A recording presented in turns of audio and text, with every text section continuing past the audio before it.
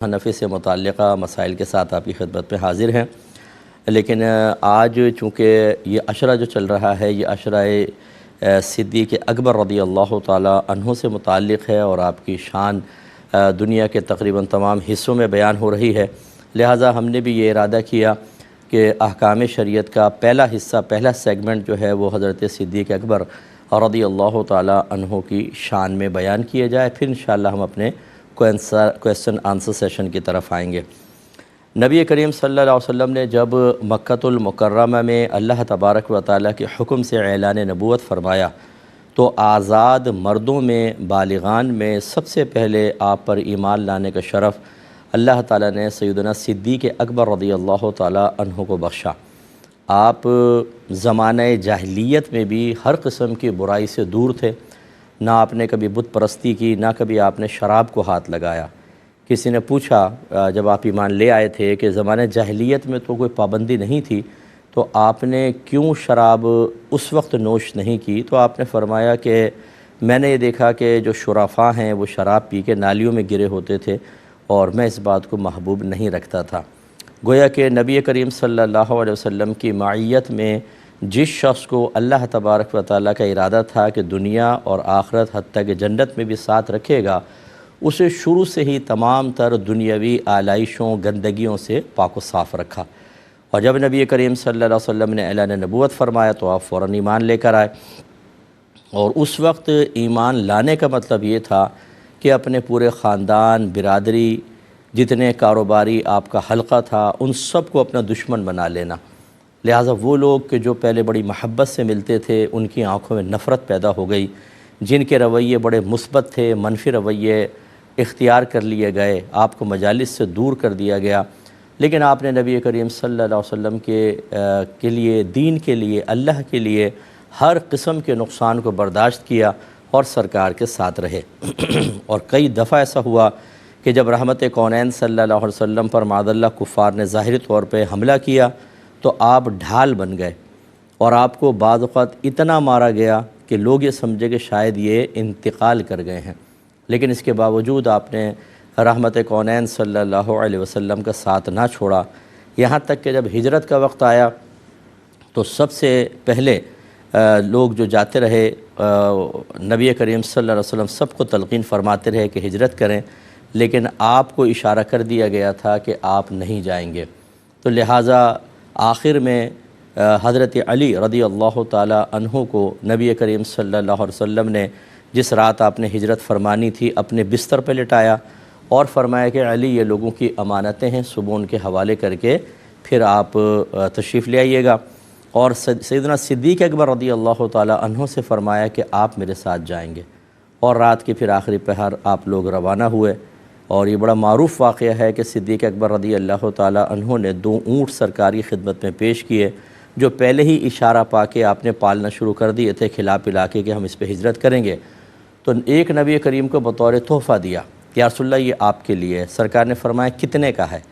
تو عرض کیا رسول اللہ میں آپ سے پیسے لوں گا۔ رحمت کونین صلی اللہ علیہ وسلم نے فرمایا کہ ابوبکر اگر آپ پیسے نہیں لیں گے تو پھر میں اس کو نہیں لوں گا، کیونکہ میں چاہتا ہوں کہ میرا سفر ہجرت خالصتاً اللہ تبارک و تعالیٰ کی رضا کی خاطر ہو، یعنی میں اس سے کوئی دنیاوی نفع، دنیاوی حظ حاصل نہ کروں۔ چنانچہ پھر آپ نے جتنے میں لیا تھا اتنے میں ہی نبی کریم صلی اللہ علیہ وسلم کو بیچا۔ اس کے بعد مفسرین لکھتے ہیں، سیر نگار لکھتے ہیں، سیرت نگار لکھتے ہیں کہ جب سفر پہ آپ روانہ ہوئے تو کبھی آپ نبی کریم صلی اللہ علیہ وسلم کے آگے چلتے اور کبھی پیچھے چلتے۔ تو 2 روایتیں ہیں، ایک میں تو خود سرکار نے فرمایا کہ ابوبکر آپ اسی لیے میرے آگے چلتے ہیں کہ جب آپ کو خوف محسوس ہوتا ہے کہ کوئی آگے سے حملہ کرے گا، اور آپ پیچھے اس لیے آ جاتے ہیں کہ جب آپ کو یہ خوف ہوتا ہے کوئی پیچھے سے حملہ کر دے گا۔ عرض کیا رسول اللہ یہی بات ہے۔ اور ایک روایت میں خود آپ نے عرض کیا رسول اللہ میں اس لیے آگے ہو جاتا ہوں کہ اگر کوئی خدا نہ خواستہ آپ کو نقصان پہنچائے تو پہلے مجھ تک وہ نقصان پہنچے، آپ تک نہ پہنچے، اور اسی سوچ کے ساتھ میں آپ کے پیچھے چلتا ہوں۔ تو یہ اتنے زیادہ کلوز نبی کریم صلی اللہ علیہ وسلم کے ساتھی تھے، اور پھر ساری زندگی آپ نے آپ کے ساتھ گزاری، اور اس پہ انشاءاللہ ہم مزید فضائل بیان کریں گے۔ کچھ مسلم شریف کی احادیث ہیں جو میں عربک متن کے ساتھ آپ کی خدمت میں ذکر کرتا ہوں۔ صحیح مسلم کی روایت ہے 6173 نمبر، حضرت عبداللہ رضی اللہ تعالی عنہ اس کے راوی ہیں، وہ کہتے ہیں کہ نبی کریم صلی اللہ علیہ وسلم نے ارشاد فرمایا کہ لو کنت متخذا من امتی احدا خلیلا، کہ اگر میں اپنی امت میں سے کسی کو اپنا خلیل بناتا، لاتخذت ابا بکر، تو ضرور ابو بکر کو اختیار کرتا۔ خلیل اسے کہتے ہیں جو ہر قسم کے راز میں شریک ہو، اور یقیناً اللہ تعالیٰ کی طرف سے کچھ راز ایسے بھی نبی کریم صلی اللہ علیہ وسلم کو بتائے گئے تھے، ایسی آپ کو معرفتیں حاصل تھیں، اس طرح کی آپ کو حقیقتیں آپ پر آشکار ہو گئی تھیں کہ جو صرف اللہ تعالیٰ اور اپنے حبیب کے درمیان تھیں، اور خلیل وہی ہوتا ہے جس سے کچھ نہیں چھپایا جاتا۔ تو اس وجہ سے سرکار ارشاد فرما رہے ہیں کہ اگر کسی کو میں خلیل بناتا تو ابو بکر کو بناتا، اور ایک روایت میں ہے لیکن تمہارا خلیل تو اللہ نے تو اپنا خلیل اپنے حبیب کو بنایا، مجھے بنایا، میرا خلیل تو اللہ تعالیٰ ہے۔ تو یہ بس اشارہ کر دیا کہ خلیل تو نہیں بنایا، باقی سب کچھ، اور اگر خلیل بنتے تو پھر آپ ہوتے۔ اس کا مطلب ہے کہ نبی کریم صلی اللہ علیہ وسلم کی بارگاہ میں سب سے قریب ترین اگر کسی کا مقام ہے تو وہ صدیق اکبر رضی اللہ تعالیٰ عنہ کا ہے، کہ اگر اللہ کی طرف سے اجازت ہوتی تو خلت آپ کو حاصل ہوتی۔ اسی طرح مسلم شریف کی حدیث ہے 6177 نمبر، اور یہ حضرت عمرو بن العاص رضی اللہ تعالیٰ عنہ اس کے راوی ہیں۔ یہ خود بیان کرتے ہیں کہ نبی کریم صلی اللہ علیہ وسلم نے مجھے جیش سلاسل کا امیر بنا کر بھیجا تھا، تو میں آپ کی خدمت میں حاضر ہوا۔ ایک طویل واقعہ، اس کا آخری حصہ میں عرض کر رہا ہوں۔ تو یہ کہتے ہیں کہ فقلت ای الناس احب الیک، یا رسول اللہ آپ کے نزدیک لوگوں میں سے سب سے زیادہ محبوب کون ہے؟ تو سید عائشہ صدیقہ رضی اللہ تعالی عنہا وہاں موجود تھیں۔ انہوں نے کہا قلت من الرجال، یعنی آپ کا یہ کویسچن مردوں کے بارے میں ہے کہ کون سب سے زیادہ مردوں میں زیادہ محبوب ہے؟ تو نبی کریم صلی اللہ علیہ وسلم نے فرمایا ابوہا، ان کے والد یعنی صدیق اکبر رضی اللہ تعالی عنہ مجھے لوگوں میں سب سے زیادہ محبوب ہیں۔ قلت ثم من، میں نے پھر پوچھا کہ پھر کون؟ سرکار نے فرمایا عمر، فعد رجالا، پھر اس کے بعد آپ نے اور بھی مرد شمار فرمائے، لیکن سب سے زیادہ آپ نے سرکار نے فرمایا محبوب مجھے ابو بکر ہیں، اور ان کے بعد عمر فاروق رضی اللہ تعالی عنہ ہیں۔ اچھا، یہ میں آپ کو عرض کر دوں کہ محبت کی جہتیں مختلف ہوتی ہیں۔ آدمی اپنے والد سے بھی پیار کرتا ہے، ماں سے بھی کرتا ہے، بہن سے، بھائی سے، بچوں سے، زوجہ سے، اپنے استاد سے، لیکن اس کی جہتیں مختلف ہوتی ہیں۔ اسی طریقے سے سرکار صلی اللہ علیہ وسلم نے کئی روایات میں بعض صحابہ سے سب سے زیادہ محبت کا اظہار فرمایا، اور کبھی کسی سے فرمایا، تو وہ جہتیں مختلف ہوتی تھیں۔ کسی پہلو سے کوئی آپ کو زیادہ محبوب، کسی پہلو سے کوئی زیادہ آپ کو محبوب، لیکن حضرت صدیق اکبر رضی اللہ تعالی عنہ ہر پہلو سے آپ کو محبوب تھے، اور مردوں میں سب سے زیادہ آپ ان سے محبت کرتے تھے۔ ایک صحابی حاضر ہوئے، یا رسول اللہ قیامت کب آئے گی؟ رحمت کونین صلی اللہ علیہ وسلم نے فرمایا کہ تم نے قیامت کی کیا تیاری کی ہے؟ انہوں نے عرض کیا رسول اللہ میرے پاس نوافل یا کچھ اور چیزوں کی کثرت تو نہیں ہے، لیکن میں اللہ تعالیٰ اور اس کے رسول سے محبت رکھتا ہوں۔ نبی کریم صلی اللہ علیہ وسلم نے فرمایا کہ المرء مع من احبہ، ہر شخص اسی کے ساتھ ہوگا جس سے اس نے محبت کی ہوگی۔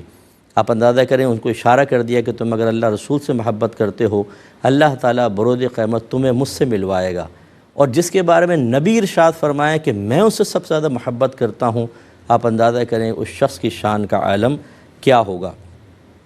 ایسے ہی مسلم شریف کی روایت ہے 6179 نمبر حدیث پاک ہے 6179۔ اس کے راوی ہیں حضرت جبیر بن مطعم رضی اللہ تعالی عنہ۔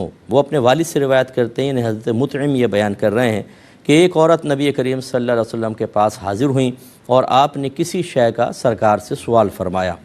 فَأَمَرَهَا أَن تَرْجِعَ إِلَيْهِ، سرکار نے فرمایا تم ابھی چلی جاؤ، بعد میں میرے پاس آنا۔ تو اس نے عرض کی یا رسول اللہ أَرَأَيْتَ إِن جِئْتُ فَلَمْ أَجِدْ، یا رسول اللہ آپ اس کے بارے میں کیا رائے رکھتے ہیں کہ اگر میں آؤں اور میں آپ کو نہ پاؤں؟ راوی فرماتے ہیں کہ انہا تعنی الموت، گویا کہ اس عورت نے نبی کریم صلی اللہ علیہ وسلم کی وفات مراد لی۔ یا رسول اللہ اگر میں بعد میں آئی اور آپ اللہ کی بارگاہ میں تشریف لے گئے تو پھر میں اس معاملے کو کس کے پاس رکھوں گی؟ سرکار نے فرمایا فَإِن لَّمْ تَجِدِينِي فَأَتِي أَبَا بَكْرٍ، کہ اگر تم مجھے نہ پاؤ تو ابو بکر کے پاس آنا۔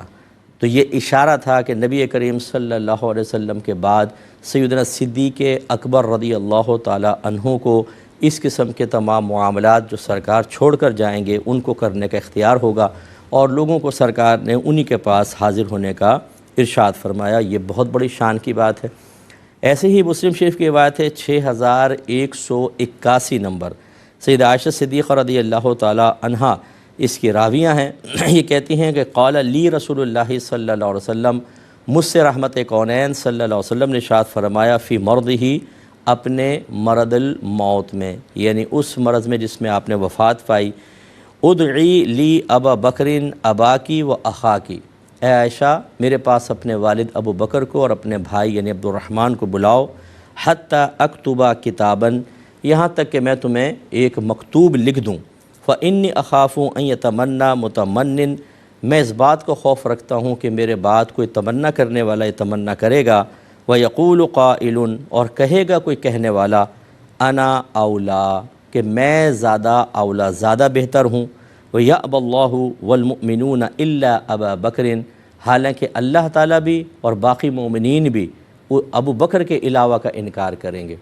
یہ اشارہ تھا نبی کریم صلی اللہ علیہ وسلم کا کہ میرے بعد سیدنا صدیق اکبر رضی اللہ تعالی عنہ تمام معاملات دیکھیں، اور خود واضح طور پہ سرکار نے بیان فرمایا، مسلم کی صحیح ترین روایت ہے کہ سرکار نے خود بیان فرما دیا کہ نہ اللہ راضی ہوگا کسی اور سے اور نہ مومنین راضی ہوں گے، اس سے بھی آپ کا بڑا مقام مرتبہ ظاہر ہوتا ہے۔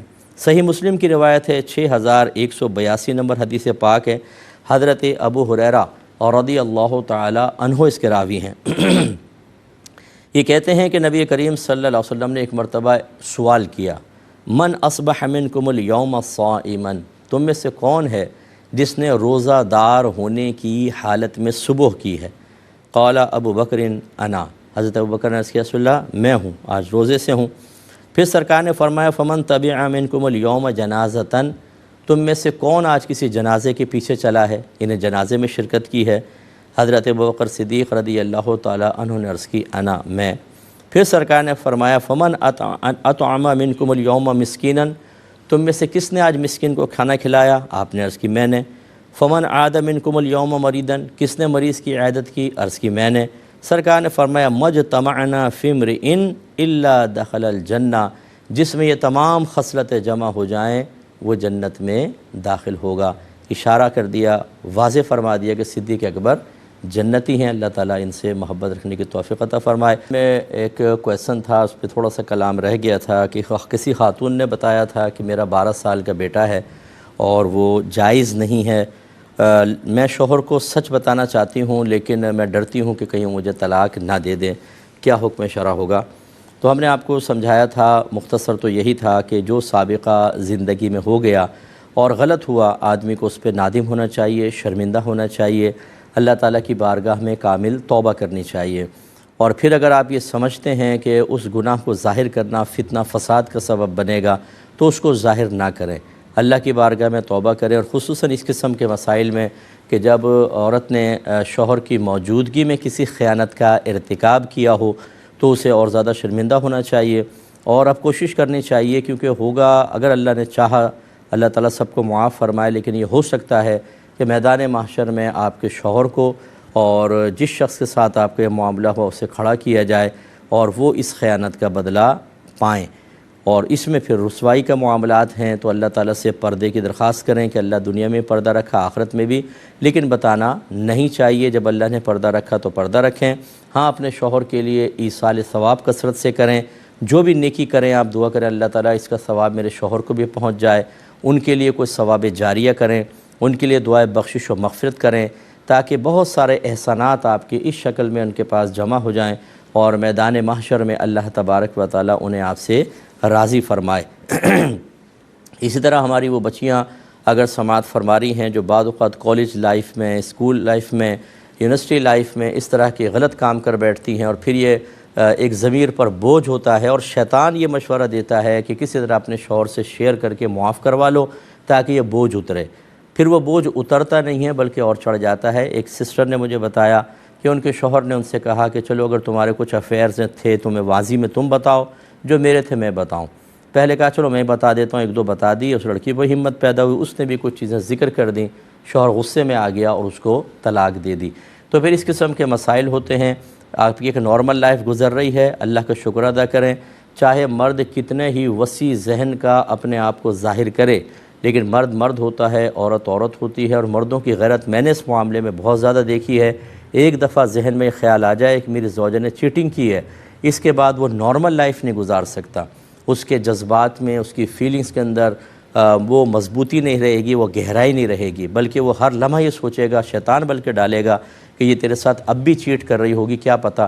تو اس طرح اپنی ازدواجی زندگی کو خراب کرنا بالکل درست نہیں، اور نہ اسی طریقے سے کوئی بھی کسی سے اپنے گناہ کو شیئر کرے۔ یاد رکھیں جب اللہ نے پردہ رکھا ہے تو اپنے گناہ کا اظہار بھی گناہ ہوتا ہے۔ بعض اوقات ہم اپنے فرینڈز کے درمیان، اور خاص طور پہ لڑکیاں ایک دوسرے سے اپنے گناہ شیئر کر رہی ہوتی ہیں، مجھ سے ایسا ہو گیا ایسا ہو گیا، ہرگز نہ بیان کریں، بالکل خاموش۔ چاہے کوئی اپنا بیان کر رہا ہو اس کو منع کریں کہ بھئی نہ کریں، اور کوئی کر کے یہ کہے کہ ہم نے تو بتا دیا تم بھی بتاؤ، دیکھو چھپاؤ نہیں، آپ بالکل نہ بتائیں، خاموش رہیں، اور اللہ تعالیٰ نے پردہ رکھا تو پردہ رکھیں، ورنہ بتانا بھی گناہ ہے۔ اور ہم نے دیکھا ہے کہ بعد میں بہت سارے لوگ بلیک میلنگ بھی کرتے ہیں۔ ایک بھائی نے پوچھا کہ عورت خوشبو کیسی لگائے اور مرد کی خوشبو کیسی ہونی چاہیے؟ دیکھیں بحکم حدیث تو ایسی یہی ہے کہ مرد ایسی خوشبو لگائے جو پھیلے، وہ لگا سکتا ہے، اور عورت ایسی خوشبو لگائے جس کا رنگ تو ظاہر ہو لیکن خوشبو بہت زیادہ نہ پھیلے۔ کوئی بھی ایسی خوشبو جو اس زمانے کے اندر ہوگی، یقینی سی بات ہے زمانے کے اعتبار سے خوشبوئیں مختلف ہوتی ہیں۔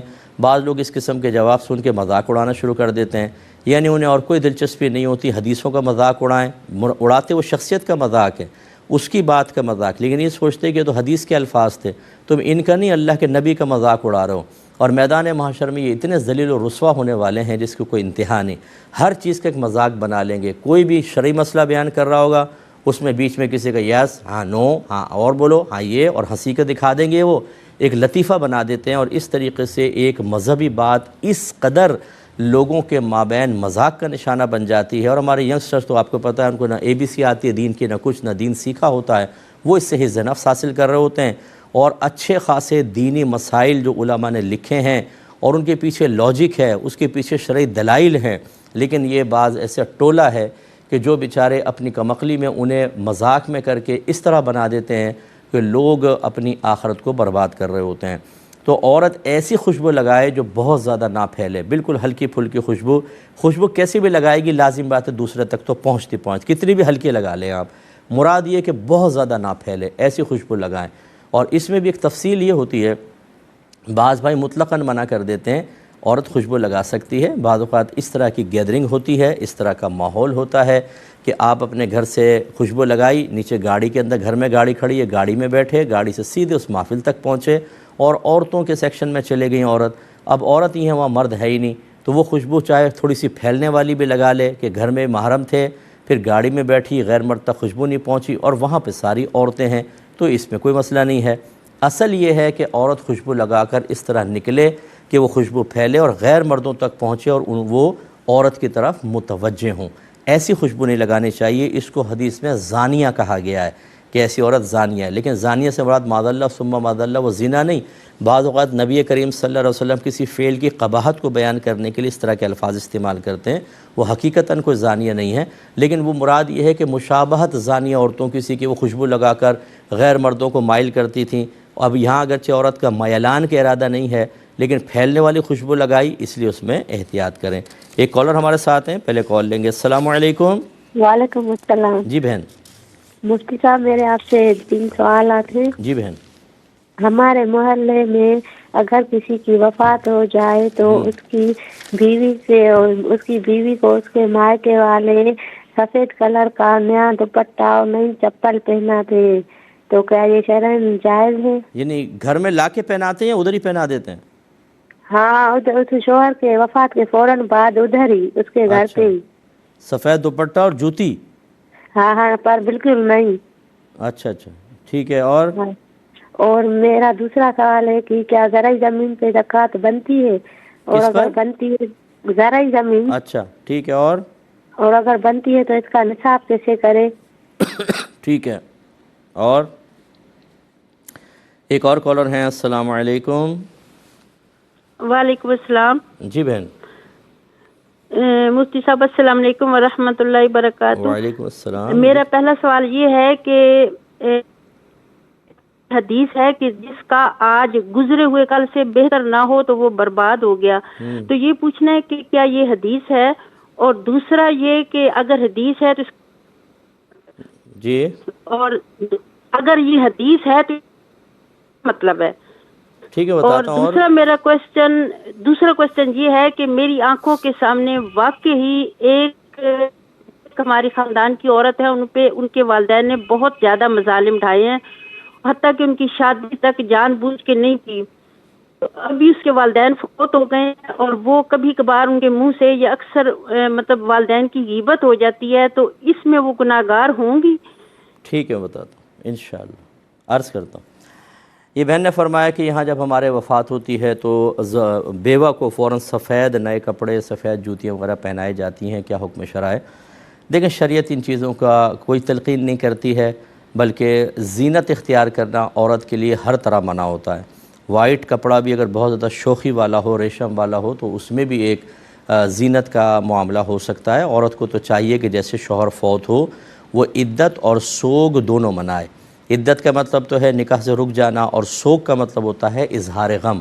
4 ماہ 10 دن تک وہ نہ کوئی میک اپ کرے گی، نہ کوئی مطلب زیور وغیرہ پہنے گی، نہ وہ تیل وغیرہ سر میں لگائے گی. ہاں اگر کسی عورت کی پہلے سے عادت چلی آ رہی ہے کہ وہ تیل لگاتی ہیں، اور اگر نہ لگائیں تو سر میں بہت ہی کھجلی وغیرہ ہو جائے گی، خشکی بہت زیادہ ہو جائے گی، تو بقدر ضرورت تیل لگائیں. وہ بھی سر ڈھک کے رکھیں کہ دور سے زینت محسوس نہ ہو، اور میک اپ وغیرہ استعمال نہ کریں. باقی یہ نت نئی خرافات، خصوصاً چونکہ عدت اور سوگ کا تعلق ہمارے مذہب کے ساتھ ہے، مذہب نے اس کی تعلیمات دی ہیں باقاعدہ، ان میں اگر کوئی اضافہ کریں گے تو آہستہ آہستہ وہ ایک مذہبی رسم سی بن جاتی ہے، اور حقیقی رسم تو ہوتی نہیں، تو پھر یہ بدعت بنتی ہے. جیسے بہت سے خاندانوں میں ہے کہ جب عورت کی عدت ختم ہوگی تو وہ اپنے بھائی کے گھر جائے گی، پھر بھائی اس کو زیور بنا کے دے گا، 4 سونے کی چوڑیاں یا 4 چاندی کی چوڑیاں، نیا سوٹ، پھر یہ اپنے گھر واپس آئیں گی. یعنی عدت کے بعد یہ گھر سے باہر قدم نکلوانا ہے اور بھائی کے اوپر ایک عذاب نازل کرنا ہے. حالانکہ ایسی کوئی شریعت نے تلقین نہیں کی، یا زبردستی ہے. اس قسم کی میں پہلے اپنے گھر کے سرپرستوں سے گزارش کرتا ہوں، اس قسم کی بدعتوں کو ختم کریں جو مذہب اسلام کی روح کو تباہ کرنے والی ہیں. نئی نئی چیزیں کر کے اپنے بچوں کے سامنے پیش کر دیں کہ بیٹا یہ ہمیں کرنا ہے. اصل دین کہاں ہے وہ بچوں کو پتہ ہی نہیں ہے. بالکل غلط دین، اپنے پاس سے ایجاد کردہ چیزیں اپنے گھر میں رائج کرنا، یہ گھر کے سرپرست کی ذمہ داری ہے. یا ایھا الذین آمنوا قوا انفسکم واہلکم نارا وقودھا الناس والحجارہ، اے ایمان والو اپنے آپ کو، اپنے گھر والوں کو جہنم کی اس آگ سے بچاؤ جس کا ایندھن آدمی اور پتھر ہے. اس قسم کی ہر خرافات کو ختم کریں. چاہے پورا خاندان ناراض ہو جائے، بولے ہو جاؤ ناراض، ہم یہ خرافات نہیں کریں گے، ہمارا مذہب جو نہیں کہتا ہم وہ نہیں کریں گے. اس قسم کی چیزیں کر کے، اب بھائی بیچارہ غریب آدمی ہے، 4 سونے کی چوڑیاں بناؤ، وہ نہیں ہے تو چاندی کی چوڑیاں بناؤ، ایک جوڑا بناؤ. نہیں کرو گے تو ہم ناراض ہو جائیں گے. یہ کیا چیز ہے؟ تو ان چیزوں سے بالکل بچیں. تو یہ سفید جوتی ووتی کرنے کی کوئی حاجت نہیں ہے، بالکل غلط ہے. بہرحال اگر کوئی نہ مانے، آپ جھگڑا نہ کریں، خود علیحدہ رہیں اور اپنے گھر میں ان چیزوں کو رائج نہ کریں. دیکھیں، زرعی زمین پر کوئی زکوٰۃ نہیں ہوتی، اس کی پیداوار پر زکوٰۃ ہوتی ہے. اگر تو وہ زمین قدرتی وسائل سے سیراب ہوتی ہے، یعنی آپ کو پانی خریدنا نہیں پڑتا، نہروں کا پانی، جو گورنمنٹ کا نہیں کہہ رہا ہوں، ویسی نہروں کا اور بارش کے پانی سے سیراب ہوتی ہے، تو عشر اس پہ لازم ہوتا ہے، پیداوار پہ 10واں حصہ. اور اگر آپ باقاعدہ ٹیکس دیتے ہیں یا ٹیوب ویل وغیرہ چلاتے ہیں یا نہر سے جو پانی آتا ہے اس کی آپ باقاعدہ پیمنٹ دیتے ہیں، تو نصف عشر 20واں حصہ پھر وہ زکوٰۃ پیداوار کے اوپر نکلتی ہے. لیکن زرعی زمین مال تجارت نہیں ہے، اس وجہ سے یہ مال زکوٰۃ بھی نہیں ہوتی ہے. یہ کہتی ہیں کوئی حدیث ہے کہ جس کا آج گزرے ہوئے کل سے بہتر نہ ہو تو وہ برباد ہو گیا. ایسی کوئی روایت تو میرے ذہن میں نہیں ہے، لیکن بہرحال اگر اس قسم کے مضمون کی ہو تو مراد یہ ہے کہ ہر دن انسان کو اپنا احتساب کر کے سابقہ دن میں ہونے والی غلطیوں پہ نگاہ رکھنی چاہیے، اور اگلا دن اس کا اس سے بہتر ہونا چاہیے. اسی لیے اکابرین نے فرمایا کہ روزانہ رات کو اپنا احتساب کریں کہ میں نے آج کیا کھویا، کیا پایا. جتنے نیک اعمال آپ نے کیے ان کو ذہن میں لائیں، جتنے گناہ اور فضولیات ہوئے، بیکار کام ہوئے، ان کو ذہن میں لائیں. بیکار کاموں، فضول کے اوپر اللہ کی بارگاہ میں توبہ کریں، اور آئندہ ارادہ کریں کہ نیکسٹ ڈے میرا اس کا ریشو چینج ہوگا، نیک عمل زیادہ ہوں گے، گناہ کم ہوں گے. اگر یہ عادت نہیں بنائیں گے تو لازم بات ہے کہ تباہی ہے. اگر آدمی احتساب ہی نہیں کر رہا، آج 10 گناہ کیے ہیں، اگلے دن 50 گناہ کرے گا، اس سے اگلے دن 100 گناہ، اور پھر فرشتہ آ جائے گا، آئیے صاحب آپ کی جان واپس سیٹھ جی کو فکر تھی ایک ایک کے 10 کیجئے، موت آ پہنچی کہ صاحب جان واپس کیجئے۔ اس لیے مضمون کے اعتبار سے یہ چیز بالکل ٹھیک ہے۔ فرمایا کہ میری نگاہوں کے سامنے کوئی فیملی تھی، ان کے پیرنٹس نے اپنے اولاد کے ساتھ بہت ناروا سلوک رکھا، مظالم کیے، حتیٰ کہ ان کی شادی بھی نہیں کیا، وہ پیرنٹس فوت ہو گئے۔ اب اگر اولاد ان کی غیبت کرتی ہے، برائی کرتی ہے، تو کیا حکم شرع ہوگا؟ دیکھیں، پہلی بات تو یہ کہ مردے کی غیبت کرنا بھی ایسے ہی ہے جیسے زندہ کی غیبت کرنا، اور نبی کریم صلی اللہ علیہ وسلم نے خاص طور پہ مردوں کے بارے میں فرمایا کہ ان کی اچھائیاں بیان کرو، ان کی برائی بیان نہ کرو۔ حضرت عمر فاروق رضی اللہ تعالیٰ عنہ کہا کرتے تھے کہ مردے کی برائی بیان نہ کرو، اس سے زندوں کو اذیت ہوتی ہے۔ تو لہٰذا جو ہو گیا سو ہو گیا، ان کو اب غیبت کر کے اپنا نام اعمال سیاہ کرنے کا کوئی فائدہ نہیں ہے۔ دوسری بات یہ ہے کہ ماں باپ مجھ سے ناراض نہ ہوں، پہلے تو میں اولاد کو تلقین کر دیتا ہوں، یاد رکھیں کہ وہ آپ کے ماں باپ ہیں، آپ نے ان کو ماں باپ کی حیثیت سے اللہ تعالیٰ کے ایک تحفے کے طور پہ قبول کیا ہے۔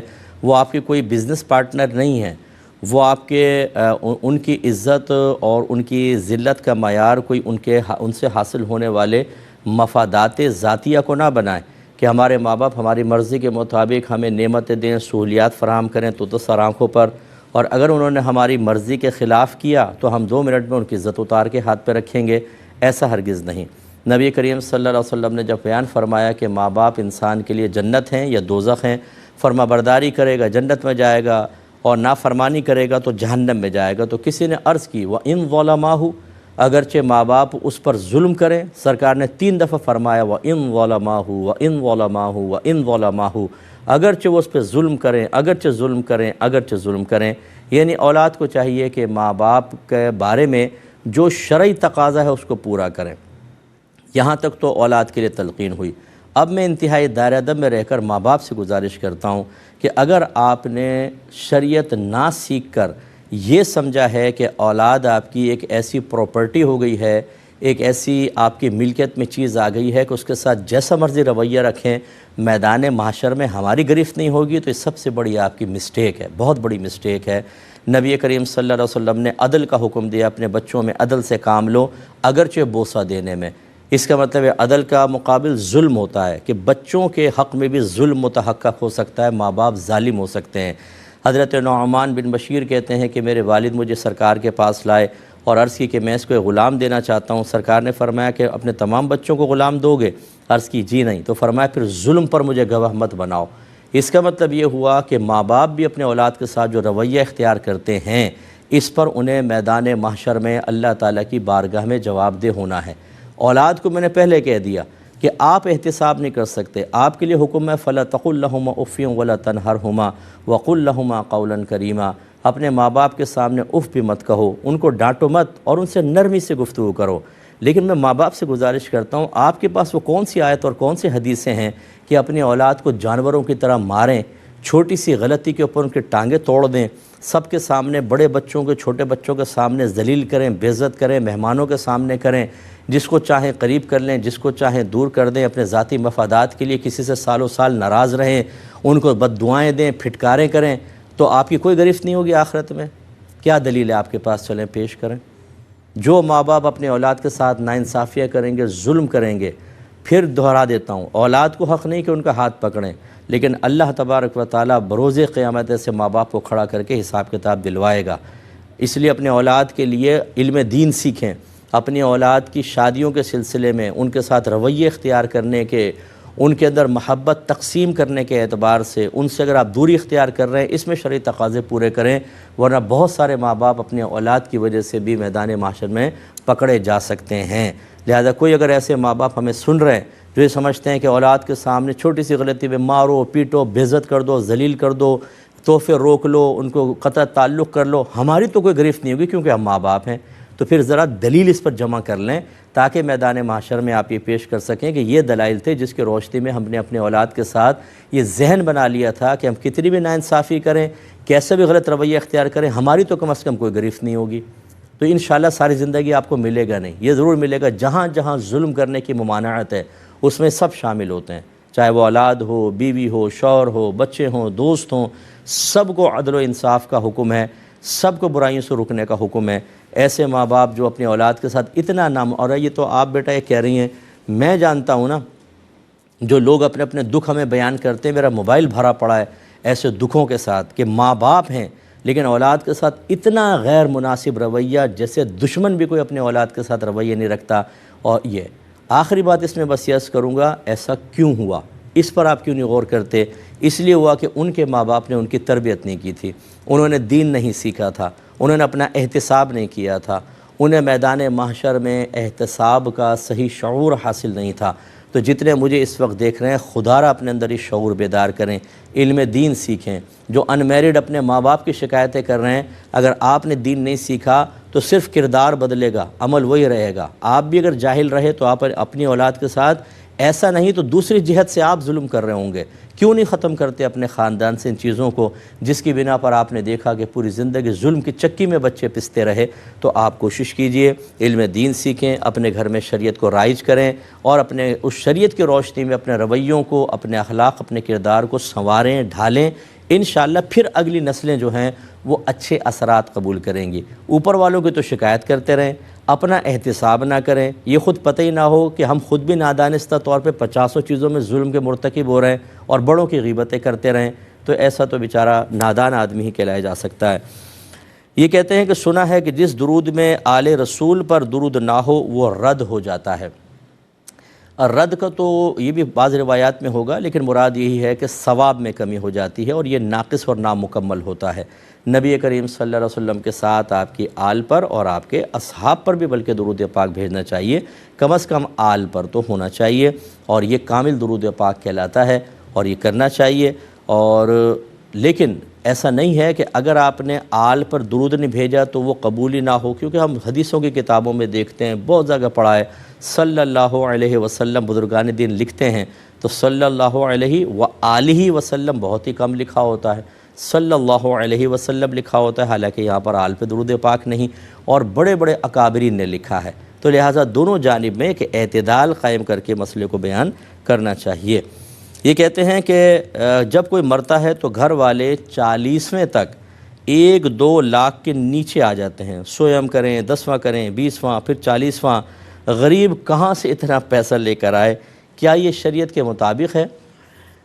دیکھیں، ہمارے اکابرین نے احادیث سے ثابت شدہ ایصال ثواب کا تصور لوگوں تک پیش کیا۔ انہوں نے تو نہیں کہا تھا کہ تم ظلم کی صورت قائم کرو، انہوں نے ایک چیز کا تصور دیا جو قرآن و حدیث سے ثابت شدہ تھا، اس کی لیمیٹیشن، کنڈیشنز بھی بیان کر دیں کہ آپ اگر چاہیں تو تیسرے دن ٹھیک ہے ایصال ثواب کا اہتمام کر لیں، تیسرے دن ضروری نہیں تھا، کسی بھی دن کر لیں آپ۔ وہ لوگوں میں معروف ہو گیا کہ چلو تیسرے دن سارے جمع ہو جائیں گے، اجتماعی طور پہ ہو جائے گا، پھر 10ویں دن، پھر 20واں، پھر 40ویں، پھر برسی 1 سال کے بعد۔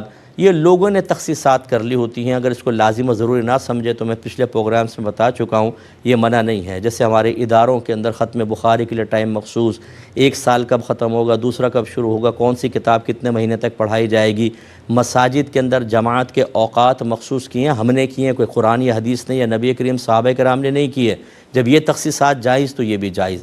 لیکن معاملہ کیا ہوا کہ عوام الناس جب چیز کو لے لیتی ہے، چیز لے لیتی ہے، لیکن جو اس کی کنڈیشنز ہوتی ہیں، جو اس میں لیمیٹیشنز، قیودات بیان ہوتی ہیں، انہیں بھول جاتی ہیں۔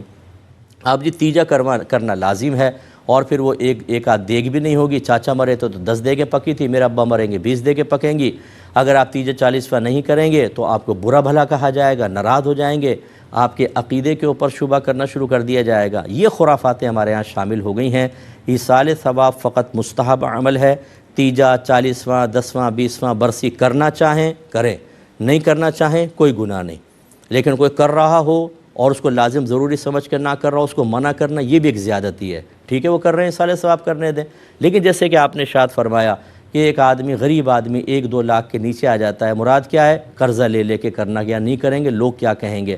یاد رکھیں جب آپ لوگوں کو دکھانے کے لیے ایسا کریں گے تو ثواب بھی نہیں ملے گا آپ کو، بالکل یہ تو ریا کے اندر آئے گا، بلکہ آخرت میں اس پر عذاب ہوگا کہ تم نے اللہ کے لیے تو نہیں کھانا کھلایا تھا، تم نے تو لوگوں کے طعنوں سے بچنے کے لیے کھلایا تھا۔ تو اس لیے اپنے گھروں کے اندر صحیح تعلیم شرع کو رائج کرنے کی ضرورت ہے۔ ایصال ثواب منع نہیں ہے، لیکن کوئی فرض یا واجب نہیں ہے، اپنے اوپر بہت زیادہ بوجھ لے کے کرنے کی حاجت نہیں ہے۔ چند لوگوں کو کھانا بلا کے کھلانا چاہیں تو، ورنہ گھر میں پکائیں، محلے میں تقسیم کر دیں. نیت یہ کریں کہ میں اللہ کے لیے میں نے پکایا, ثواب اللہ دے گا, قرب مجھے اللہ کا چاہیے, بس جو اس کا ثواب ملے گا میں اس کا ثواب فلاں کو بھی ایصال کر رہا ہوں, کافی ہے. باقی جو خرافاتیں ہم نے بنا لی ہیں بعض اوقات اور ان کو فرض یا واجب کا سا درجہ دے دیا ہے, یہ بالکل غلط ہے, اور کوئی بھی صحیح عالم دین ان کی کبھی حوصلہ افزائی نہیں کرے گا. یہ جاہل قسم کے جو کھانے پینے والے ہوتے ہیں نا غالباً, وہی ان کی حوصلہ افزائی کر کے اور اس کو فرض یا واجب کا سا درجہ دے دیتے ہیں. ایسا ہرگز نہیں کرنا چاہیے. ایک سوال ہم سے کیا گیا تھا کہ میں آرٹیفیشل جیولری سیل کرتا ہوں تو کیا اس پر بھی زکوٰۃ ہوگی؟ دیکھیں ویسے تو یہ مال زکوٰۃ نہیں ہوتا. اگر فروخت کے لیے, خرید و فروخت کے لیے نہ ہوتا, تجارت کے لیے نہ ہوتا تو آرٹیفیشل جیولری پہ زکوٰۃ نہیں ہوتی, سونا چاندی پر ہوتی ہے. لیکن جب آپ نے اس کو بیچنے کے لیے رکھا ہے تو یہ ہے مال تجارت. اور جب آپ کی دکان میں اس طرح کا بہت سارا مال ہو, پورا جب سال گزر جائے تو سارے مال کا حساب کریں اور اس جتنے قیمت مالیت کا بنے, اگر وہ 52.5 تولہ چاندی سے زیادہ کا ہو تو پھر 2.5% اس کی زکوٰۃ آپ کو نکالنی ہوگی. ایک بھائی کہتے ہیں کہ ایک کرسی پر بیٹھ کر ایک پاؤں کے اوپر اس طرح پاؤں رکھ کر قرآن پاک پڑھ سکتے ہیں یا نہیں؟ دیکھیں یہ سٹنگ جو ہے یہ متکبرانہ سی سٹنگ ہے اور ایک قرآن کے ادب کے منافی ہے. ہاں اگر کوئی بیمار ہے وہ نیچے بیٹھ کے نہیں پڑھ سکتا, اس کی کمر میں درد ہے, اگر سیدھے سیدھے پاؤں رکھ کر تھک چکا ہے, تھوڑی دیر کے لیے اوپر رکھ لیے تو چلیں گنجائش نکلے گی. لیکن ایک قرآن کو معذاللہ حقیر سا سمجھ کر, معمولی سمجھ کر اور ایسا بیٹھ کے پاؤں رکھ کے جیسے ناول پڑھ رہا ہوں اس طرح پڑھنا, یہ قرآن کے احترام کے منافی ہے. اگرچہ میں اس کو گناہ نہیں کہہ رہا ہوں لیکن یہ ادب کے خلاف ہے. ہمیں ہمیشہ جو بھی اچھا عمل کریں وہ کس کے لیے کر رہے ہیں یہ دیکھیں, کس ذات کی نگاہوں کے سامنے کر رہے ہیں یہ دیکھیں. اس کے لیے پھر ہمیں ایک اچھی حیت اختیار کرنا, ایک اچھی صورت بنانا جو ادب والی صورت ہو, یہ انسب اور اولیٰ ہوتا ہے. باقی جیسے میں نے کہا آزار مستثنیٰ ہوتے ہیں. اگر آپ پریشان تکلیف میں ہیں, کرسی پہ بیٹھ کے آپ کرنا ہوگا اور تھک چکے ہیں تو پھر آپ پوزیشن چینج کر سکتے ہیں, ورنہ ادب احترام یہی ہے کہ پاؤں وغیرہ سیدھے رکھ کے کوئی تکیہ رکھ لیں, اس کے اوپر قرآن پاک رکھ کر